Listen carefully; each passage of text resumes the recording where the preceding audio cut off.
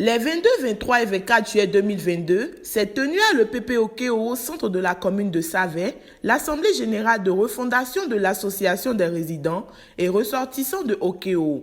Cette association vieille de plus de 30 ans œuvre pour le développement et le bien-être de ses fils et filles. Elle a été créée en 1988 et enregistrée le 12 octobre 1993.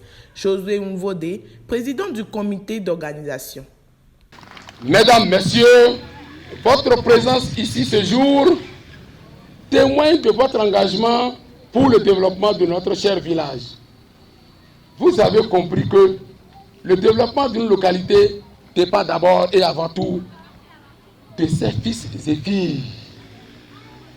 Ce n'est qu'ensemble que nous pouvons contribuer au réel essor social, économique, culturel,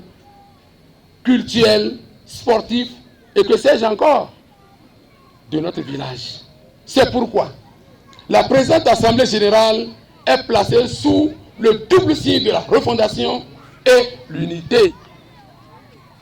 D'abord, refondation parce qu'elle s'organise pour provoquer un réveil de tous autour du développement de notre localité.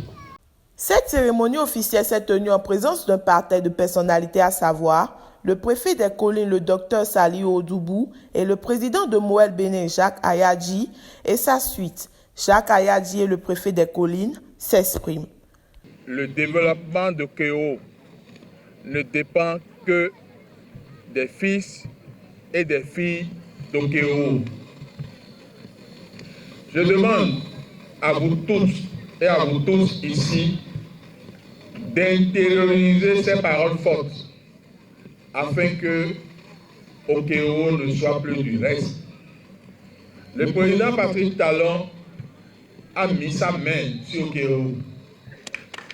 J'ai suivi un peu le compte-rendu et le président du comité d'organisation a parlé de la refondation et de l'unité.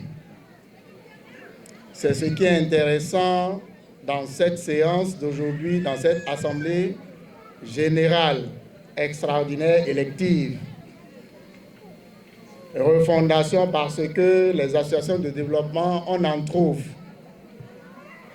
Unité parce que ces associations de développement, lorsqu'elles se transforment en des instruments politiques, elles n'arrivent pas à survivre dans le temps et dans la durée. C'est pour cela que, bien qu'il soit difficile de distinguer la politique du développement, tout court, je voudrais vous demander d'avoir les yeux ouverts et faire en sorte que la politique qui sera votre fil conducteur soit une politique de développement. Pour l'atteinte des objectifs fixés par la nouvelle équipe qui conduira les destinées de cette association pour les prochaines années, Jacques Ayadji a offert une somme de 500 000 francs CFA. La population sortie massivement a été tenue en haleine par les animations folkloriques.